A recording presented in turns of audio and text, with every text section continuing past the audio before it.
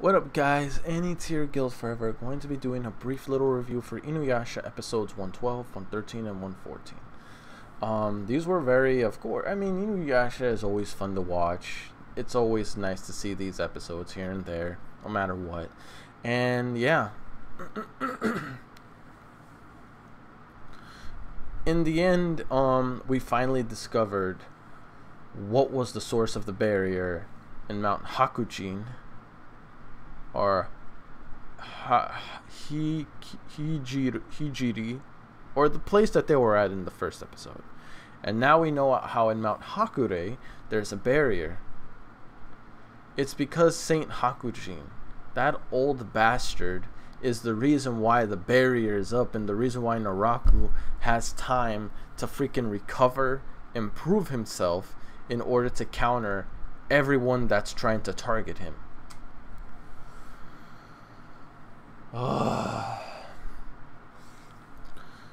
This, honestly, I really feel like I shouldn't be surprised, but I can't believe how low this bastard Naraku will go. The man continues to sink lower and lower into the schemes he comes up just to get his way. Now he managed to get this freaking corpse under his possession. Now, here's the thing. I don't know if Saint Hakujin is truly allying himself, whether he's alive in there or not with Naraku, or if he's being completely manipulated, twisted, or whatnot. I mean, think about it. Naraku was able to bring back the Band of Seven from the grave. It's not surprising he's able to not only bring forth the consciousness of Saint Hakujin, but possibly even influence his mindset to where he would betray the people of who he was trying to protect. So in that scenario,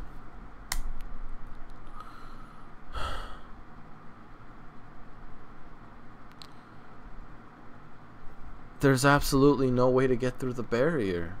I mean, here's the thing though. I've noticed that Inuyasha hasn't been using his Red Tetsaiga. Does he just I mean, granted, his Red Tetsaiga, his Tetsaiga in general, is that of demonic aura. So I can understand if people make the argument that, well, even if he does use his Red Tetsaiga, it wouldn't cut the barrier because the barrier would just purify his sword the moment it makes contact with it. So in that case scenario, that makes sense, and I can agree with that statement.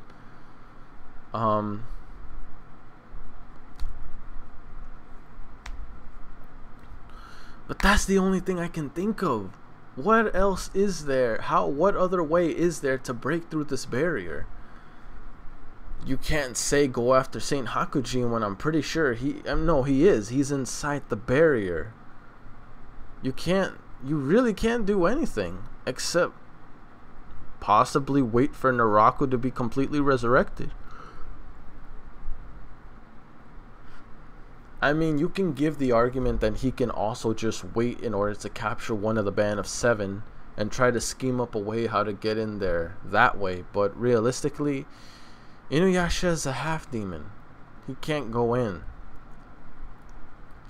Right now, what they're thinking of looking for is a back door in order to get inside and attack Naraku while they have the chance. I honestly, look, if Naraku was going with this plan, he wouldn't make it to where there's any vulnerable spots while he's going through his recovery, as well as making himself stronger.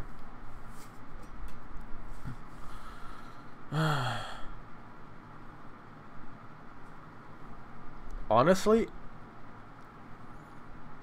the only thing I can think of maybe is, why doesn't Inuyasha splash some holy water or rub some petals on his Tensaiga to, you know, cheat code his way into the barrier, or cheat code his way into cutting the barrier.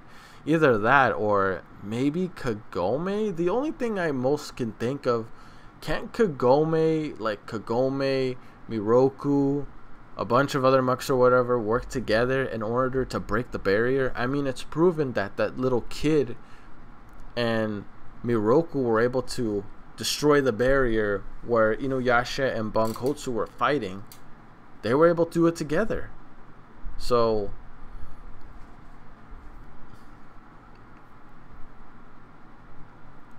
is it that far-fetched to say that Miroku and Kagome can do it together?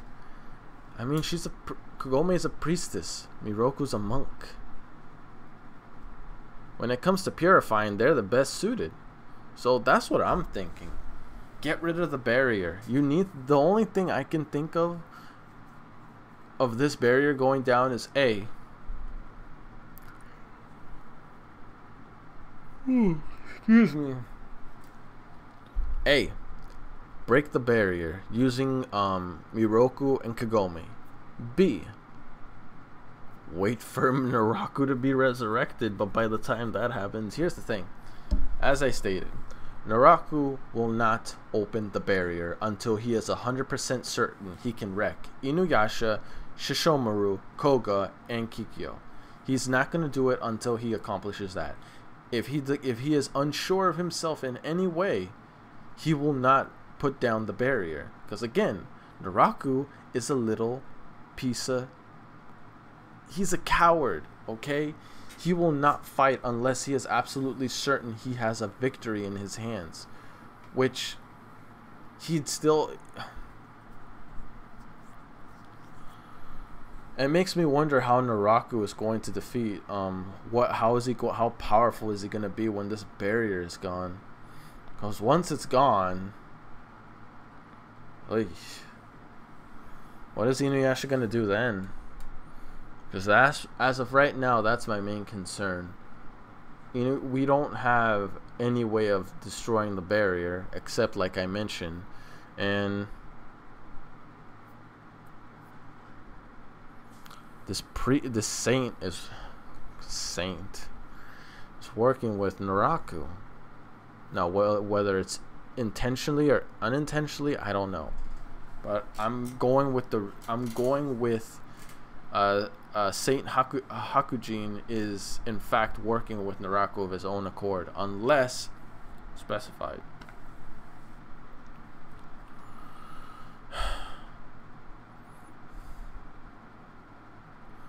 Until then, all we can do is wait.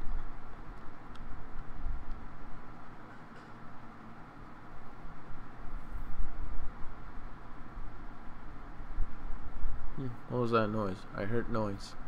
But anyway, yeah, all we can do, man, is wait until we can get to at a certain point, till Naraku emerges, or I don't know, man. It really is a tough situation, because at the moment, the only ones that can get inside the barrier, other than Inuyasha's group, is just Sango and Miroku. Meanwhile, Miroku is struggling to grab himself some cheeks, I tell you what. So yeah, really tough call. Other than that, though, it's been it's been really good so far. I'm definitely loving this arc with the band of 7 and everything else happening. I will admit, though, Rengoku's decision making on trying to get Koga's jewel shards, he effed up. He effed up big time, to the point to where it cost Genkotsu. And now he's seriously injured, quote unquote, on the verge of death. You messed up big time, pal.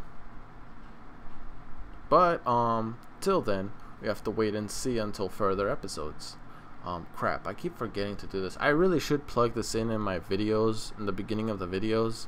I don't quote it enough, and I know someone mentioned this to me in a comment.